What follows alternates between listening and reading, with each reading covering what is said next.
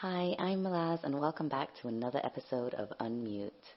This season is dedicated to Limkokwing Leaks, where you'll be listening to the stories and interviews of former staff members and students. Please keep in mind that some of their names have been changed to protect their privacy. Today's guest is Asisi, a former employee who worked at Limkokwing for almost a decade. He worked really closely with Limkokwing and his senior management team, and boy, does he have a story to tell. Hi, Asisi. Welcome to Unmute. Hi, Malaz. How are you? I'm good. Thank you for speaking to me today. No worries. No worries. I've always been looking forward to this day anyway, so I'm glad that we do it. It's finally here. I'm so happy too. So, Asisi is from Nigeria, correct? You're from Nigeria? Yes. Yep. And you studied and worked at Limkokwing University. That's correct. And you also worked very closely with SMT, which is the senior management team of Limkokwing. Is that right? Yep, many years. Yeah. So, yeah. How long were you tied with Limkokwing, with your studies and your work altogether? Well, I actually went there into 17 February intake, I think so. Yeah, it was 2017. In 2017? No, 2007. 2007. Actually. 2007, sorry.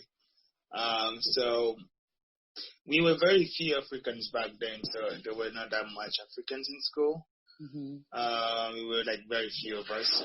And it was a very great school at then. I really loved the place back then. My second semester, I joined this ambassador group. So I would, in total, I have spent with them almost 9 years in total. Yeah. And I was tied to the SMT. Immediately after my degree, I was actually promoted to manager international development. Mm-hmm. And I was working alongside my manager back then, Mr. Nagy. He was from Kenya.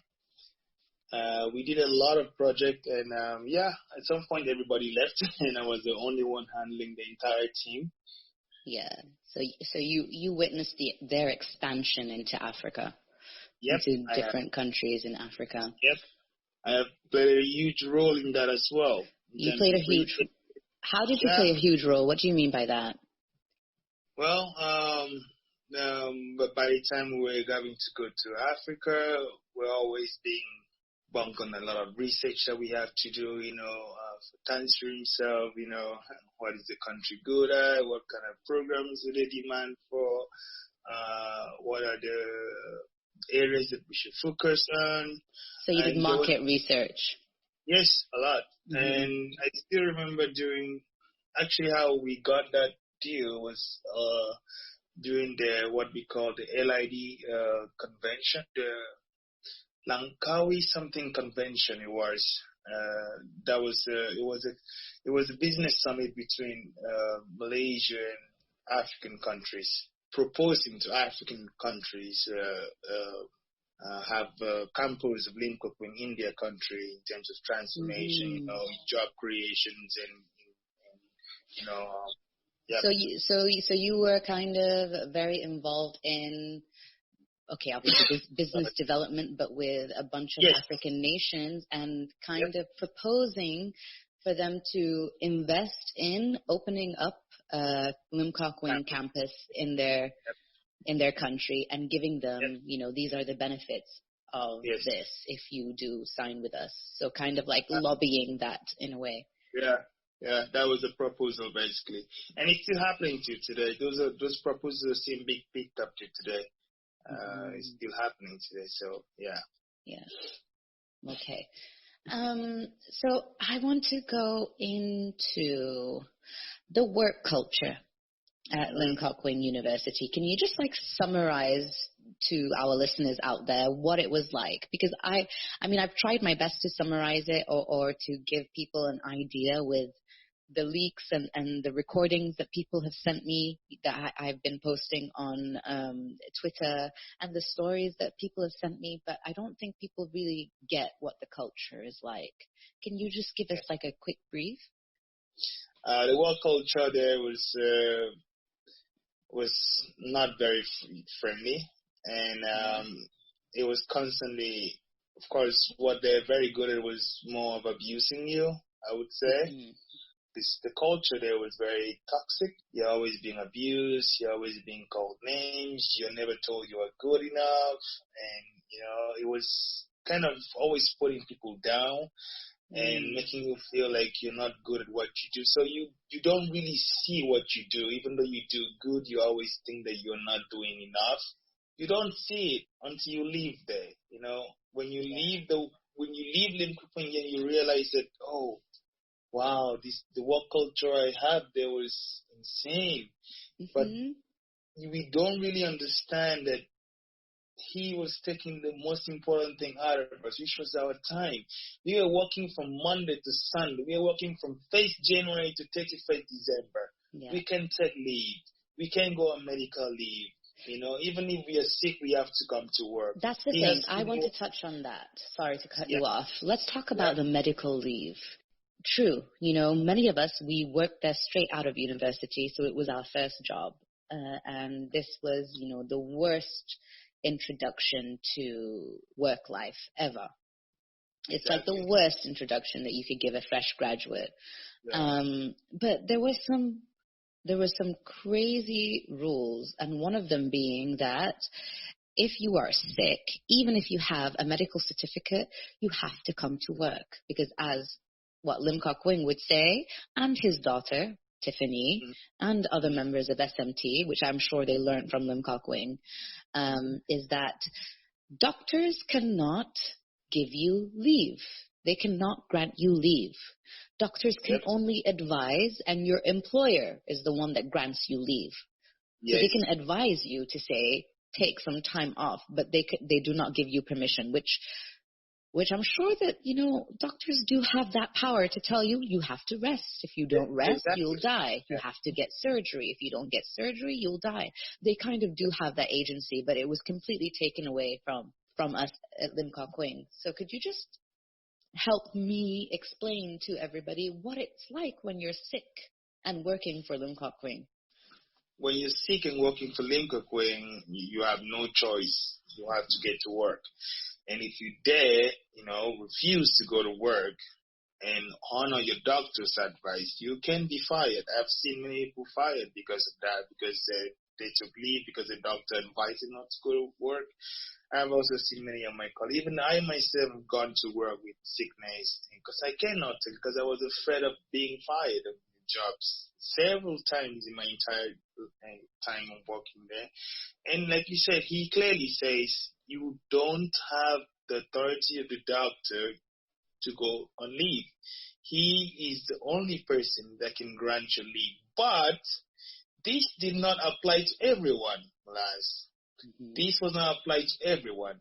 But, if you're my kind of person, as an African or, I don't know, other country people with, white and blue eye, you don't have this, don't have this favor, and we were always treated differently there. And it was really, really sad because these people have this freedom and we don't have this freedom. Yeah. I mean, I've seen my colleagues come to work after surgery, on a wheelchair. What the hell? I remember this person. I'm not. We're not going to mention her name because obviously we haven't asked for her permission to share her story. But I remember this. She had surgery on her leg, was it? Yes. And she was in her hospital bed, and she was summoned to work, and she came in a wheelchair. Yep, it was insane. So we were not given this. It was a very biased environment to work with, and it's really. It's not guaranteed that you can go on leave if you're sick. If timesheet does not approve your leave, even though you're about to die, your doctor's advice does not give you a right pass to go on leave when you're sick. That's just it. Doesn't work. So we have a bit of an idea of the work culture at Limkokwing University, and I think that I can speak for everyone except the Caucasians that we all had our fair share of abuse, some more than others. obviously I haven't spoken to everybody and I haven't heard everyone's stories, but I've spoken to you and I feel like you have also experienced quite a bit of the abuse. I mean, obviously you being Black and African contributes to that. Can you remember, when did the abuse begin for you? Actually, when I was working in marketing without having to go upstairs to present for Tansri himself, I didn't really feel the abuse like in front of me. I mean, it was there, but it wasn't really like, straight up in my face. At some point, I used to experience it because when an event is about to happen, we were always excluded as an Africans. We're not allowed to go up. For example, welcoming of some visitors that are prominent visitors, white people or someone like very famous or whatever. Yeah. We were important. We were always excluded, except when there's someone from Africa visiting, like an African president or ambassadors. We were always showcased there. We were always put in the front. Yes, if it was like an African that was coming. Exactly, I remember. So I used to see that kind of, racist segregation and stuff. It wasn't really an abuse kind of a thing. And then at that part, I started feeling that when my boss left, my boss actually resigned and left I think in 2010 when he left. Yeah. When he left in 2010, early 2010 or almost at the end of 2010 when he left. And I was then made the overall manager of Africa. So I was now the one to report to Tansri itself. And that was when my abuse started. And in the meetings, he would just abuse me. He would tell me I'm stupid, I am dumb. He would tell me that he's paying me money for nothing, And even though I was recruiting a lot of students back then, even though I was working alone, even though I was doing so many projects there, I was never really, really appreciated. I don't remember the day he said to me, "Good job on all the projects that I've done." I don't remember the day that, he said, "You deserve this, or you should be this." That's the thing. They never say thank you. And they never congratulate you. And they never tell you that you've done a good job. No matter what you do. Even if you make them $1 billion, it's never enough. Exactly. I will explain this to you why. Okay. So the abuse started during that time. And, of course, in meetings, calling us monkeys, that was like nothing. It was very random. And sometimes he'd ask me to stand up in meetings, and I would just stand throughout the meetings. He would ask you to stand up? Yes, in the midst of meeting, he says just stand up in the meeting. Absolutely no reason. He'll just be like, no reason, And or they would tell me, he would make these jokes with me, and almost in my final year between 2012 to 13, he started making these weird jokes with me, like every time I go to the meeting, he's like, "How many African countries do we have in Africa?" And I would stand up, I would say the number of African countries, then they would all laugh at me. Everybody would just laugh at me. So I would just be standing there like stupid. And if I sit down, they ask me, and I didn't ask you to sit down. So I would just be standing. You understand this? And this is a corporate meeting where everybody's there. Even my juniors are there. So he's alienating. He's humiliating you in front of everybody, and just for no reason. Stand up. Just for no reason. Humiliating me in front of everybody just to make sure that I don't feel like I'm important, And who are these people laughing with them? Can you name names? These are the Dania, Dr. Girl, Fajura. If William is in the meeting, of course, as well. And then they would speak in Malay, They would speak in Malay, and they would say something in Malay, Of course, they're abusing me. Making fun of you and laughing at you. Yes, and laughing at me. So he was always very sad. And then that's not about it. He would constantly, attack me on the SMT WhatsApp. And he's always starting at night, around 12 or 11. He's going to start attacking me, telling me Africa is horrible. Some of you are just here getting paid for no reason. He was always starting these this kind of message in the SMT WhatsApp group, the response that you expect to respond to him is that, oh, Tansha, we are sorry, we have failed, we would do more to improve in our work. We know that we are, it's like you have to look stupid, even though you know you're not. You cannot defend yourself when he says these things. You just have to reply in a very humble way that you are constantly wrong. You're constantly wrong, even when you've done so much. So he abused us to a point that we failed to understand what we were worth. Mm. We could not really understand what our word was anymore, even though we've done so much, Malas. You've seen the project of done Limkokwing. I don't have to name them. I know. Well, I think that it just shows that at one point, I don't know about now, because I think that a lot of Africans have stopped applying to Limkokwing and have chosen other universities over Limkokwing because of the reputation. But back then, when you were working there, and when I was studying there, majority of the international students were African, and the African team was in charge of recruiting the Africans. So no offense to all the other teams, but I mean, that says a lot about how hard the African team was working when you can actually show and prove it in the student body. So I know, I witnessed what you and your colleagues have done. Yeah, we've done so much there, but never treated well. And and even though that was really creeping into us, the abuse, and we just suck it up and just do our work because we were very hardworking. We never allowed it to disturb us. But somehow, even though when we were just not showing what the abuse was doing to us, it was eating our soul. But we didn't realize it, We only realized it very late. But the abuse was insane. Our daughters call us monkey. He himself has called us monkey. Orangutan, is it something like that they call us? Yeah. Orangutan. Yeah, orangutan in Malay, it means monkey, something like that. And the SMT were horrible. They were very horrible. And who do you think is the worst in SMT, apart from Limkokwing? Obviously, we all know that Limkokwing himself is the worst person in SMT. I mean, they're all worse, Malas. You can't differentiate them. They're all the same. The one who pretends, okay, and then really she's terrible behind you is that girl, okay? But she pretends in front of you, okay? She pretends in front of you when she talks to you, but when she's in the meeting, she denies anything that you have reported to her. She will literally deny in front of telling that she doesn't know about it. Even though she is fine, she says she doesn't know about it. So she will literally deny you in front of time. To throw you under the bus.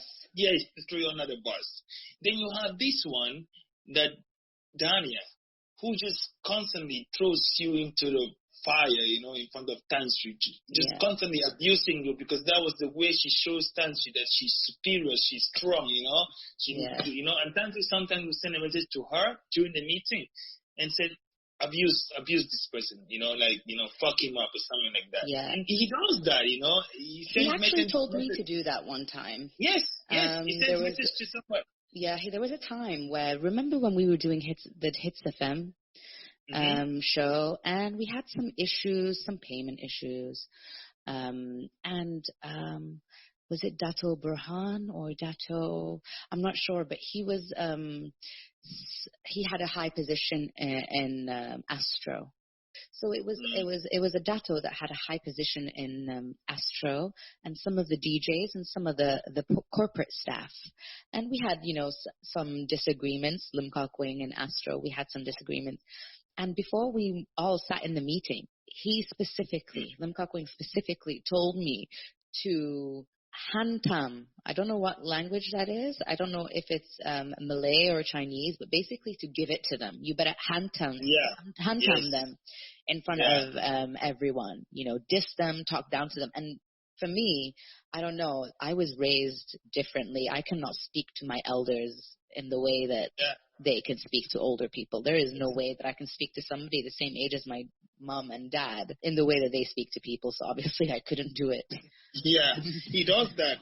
The abuse was insane, man. It's like you wake up in the morning and you want to go to work. You don't know what's going to happen. Man, the 9 years I've been there, I don't know how to break it down, the abuse, but I can just summarize it to you that I have been called names. I have been constantly being told I'm not enough. I've been constantly being told I am terrible at my job. I've been constantly being told that I'm not supposed to be there because I'm African, or being taken out of pictures because I'm African, or not being allowed to be in certain projects because I'm African and I'm Nigerian. So it goes on and on, you know. It was just insane, you know. So, yeah. Well, from personal experience, I know that mental stress and pressure from working in a toxic environment usually spills over into your personal life if it's not properly dealt with. Mm-hmm. What effects do you think your experience has had on your mental health? Wow, if you don't mind, like I know that this is a touchy subject, and I mean, it's fine. I mean, I would just be very direct about it.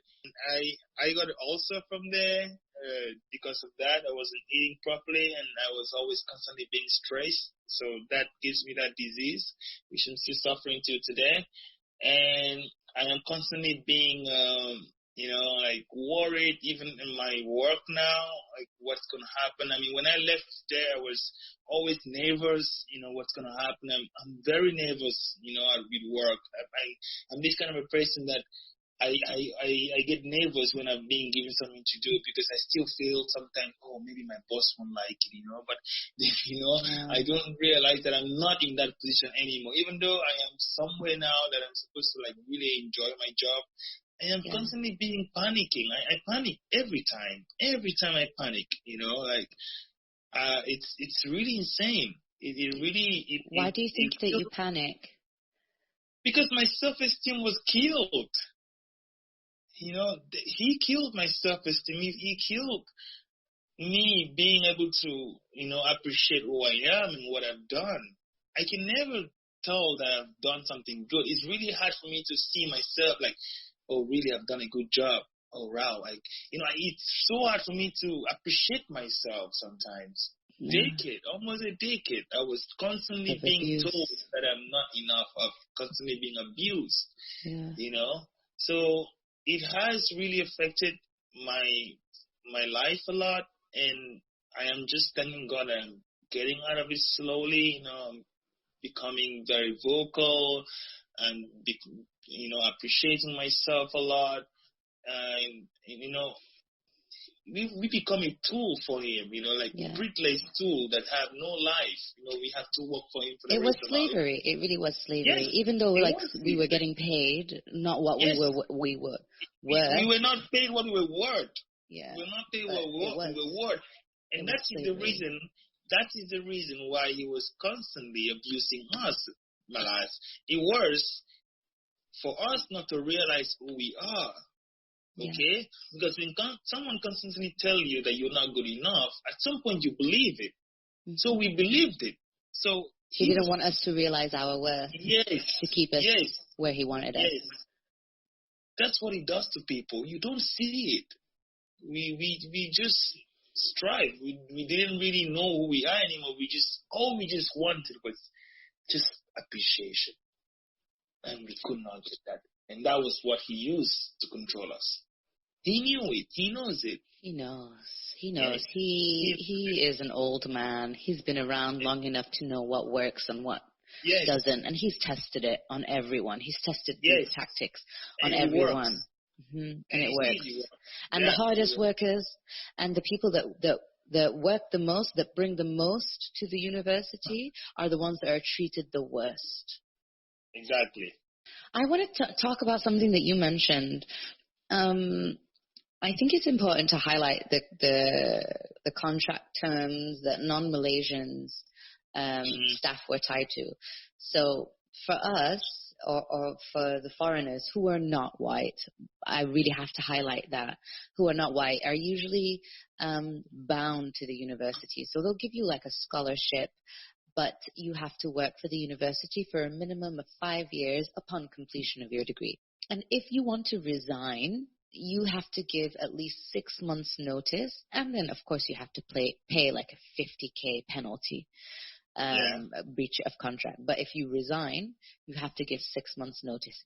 Now, as a non-Malaysian former employee, I can tell you that during the 6-month period of notice, they break you. And like you said, that he knows exactly what he's doing, and he uses specialized and strategic methods of abuse in order to break you. I know that you are one of the few people that resigned properly and that didn't run away. I think everybody else run away. Yeah, everyone runs away because it's just, why would you stay? Because you're at risk of getting arrested, getting abused. Like, you will suffer if you resign. So everybody runs away. Exactly. You chose not to, and you did your 6 months notice. Can you tell everyone what you went through during those 6 months? Well, in 2015, I already knew that was my last year for bonding, and I was just looking forward to my resignation. So I think in June, yes. So one day in June, we were in a meeting, and I was just sitting in the meeting, and then he just started the usual stuff, and he says, "What are you doing here?" I said, "Tansi, I'm here for the meeting." I said, "Everyone." He said, "You refuse to see me. You refuse to report to me. You just started abusing me, And then he said, "What do you have to say for yourself?" I said, "Tansi, I have nothing to say. I have a report here to report to you about our progress and what we are doing." He said, why are you so full of yourself? He said something in Malay, I don't know what it means, to the rest of the team. And then Daniel was like, "Don't talk to Tansu like that, be respectful." I'm like, "I'm just answering the question." That's exactly what I said. Daniel was telling you don't talk to him like that. Yeah, and I was like, "I'm just answering the question." Like what the hell? Then he's like, Go now and resign. Go now and bring your resignation letter." Tansu said it. Like he thought that I wouldn't do it, Okay. Because he usually used that way to scare you. Yeah, to scare you. But I have this letter written since the beginning of June. You were ready. Was ready. Yeah. So I went to Princeton. So he asked me, "Go down now and bring a resignation letter." So I took my book, my papers, and I walked out of the meeting. I went down, I was smiling to my face, and I was running down the elevator, just like going down. Very excited to resign. Yeah, I was so excited, I was like, yes, finally, this is the day. So I passed the letter to him. So from that day, I refused to go upstairs. Because, of course, I've resigned, so I shouldn't be in the ongoing new project meetings anymore, since I'm not going to be there anymore. Sure. So I was I tried to avoid the meetings time by time. So every time they asked me, I said, I already resigned. Then they came up with this idea of, "Oh, your resignation is not accepted. Tansu did not." I'm like, what does that mean? What? Your resignation is not accepted. Do I need Tansu to accept my resignation? Do you guys understand I have to resign and save 6 months? Like, now I'm resigning, so I am saving my 6 months starting from the day that I resign till the day I'm going to leave. So why do I need permission to resign? It's not by force, So when they realized that I was no longer in the meeting, one day he got so pissed off. That's when they put me in the cold room upstairs. The cold room. Yeah.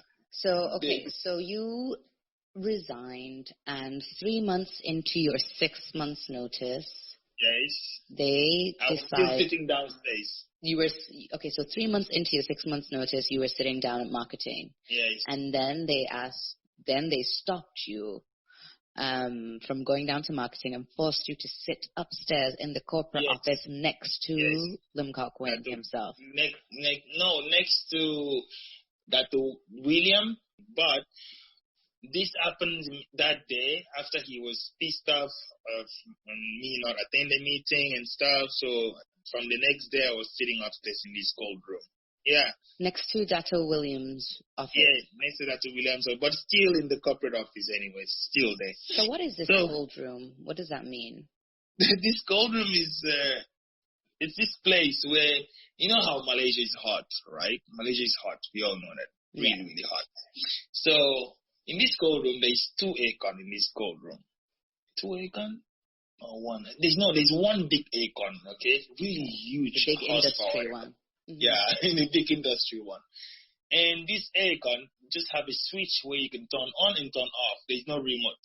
Yeah? So everybody have to go through this room. So we gave it this name, cold room. Okay? What do you mean everybody has to go through this room? Is this like a punishment?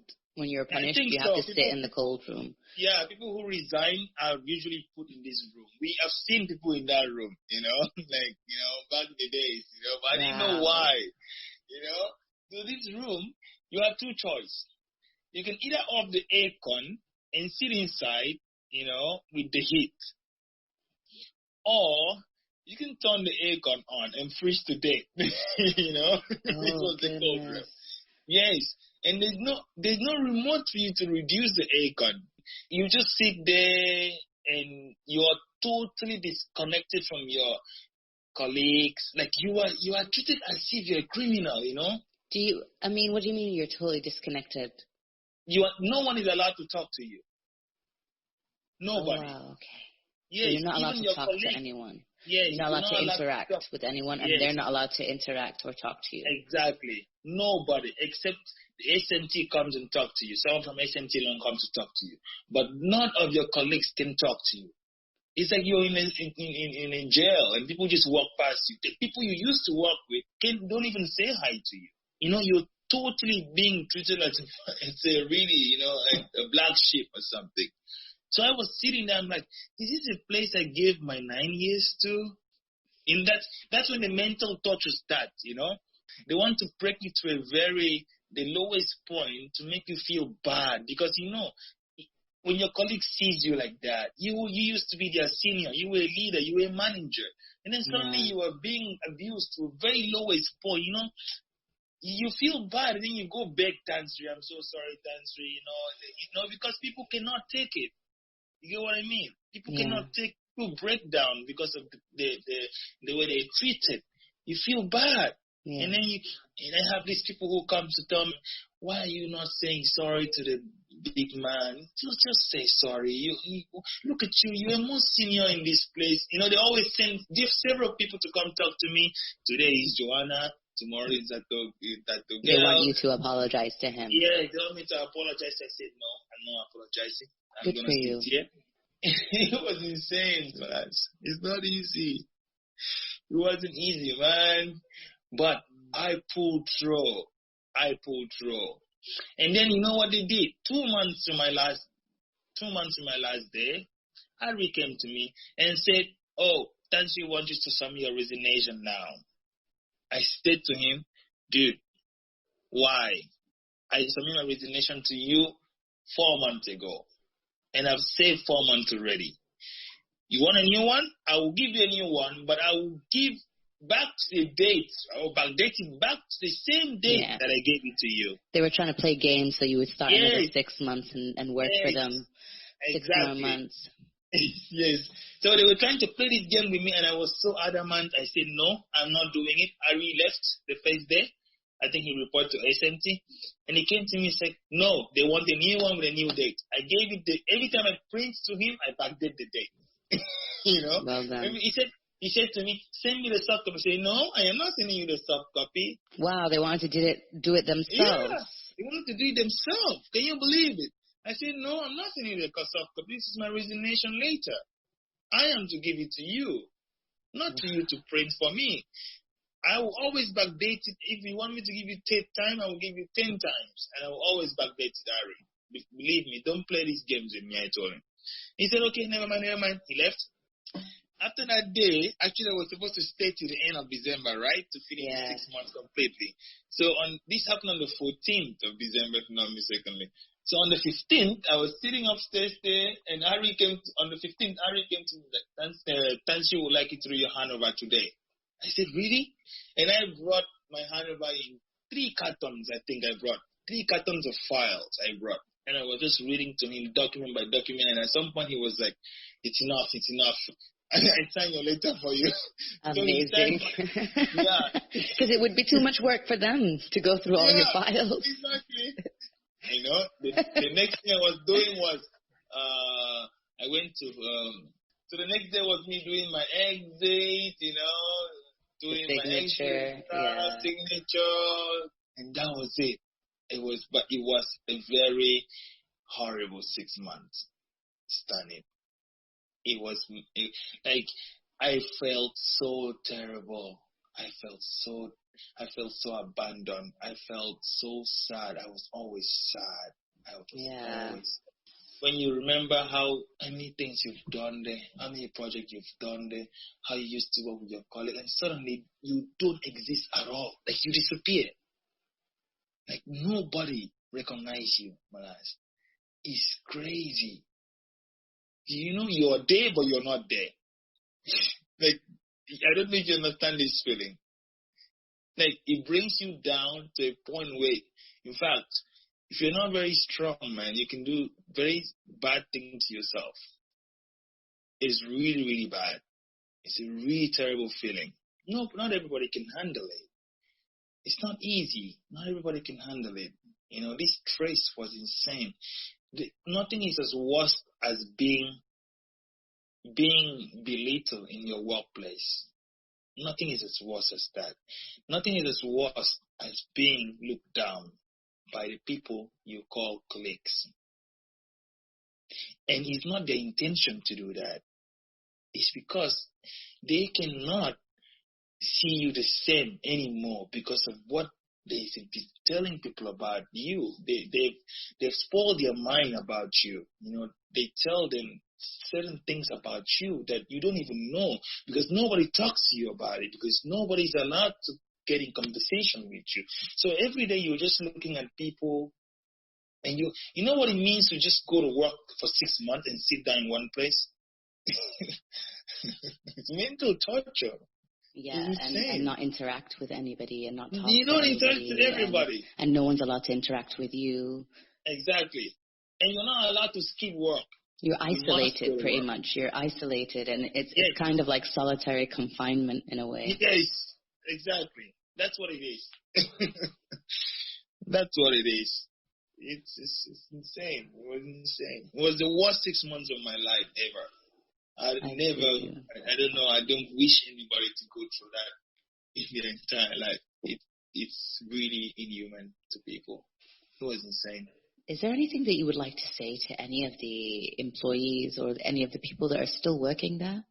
Well, I would say that they should stand their ground. They should feel appreciated. If they don't feel appreciated, they should leave. If they ever feel any racist word towards them, they should leave.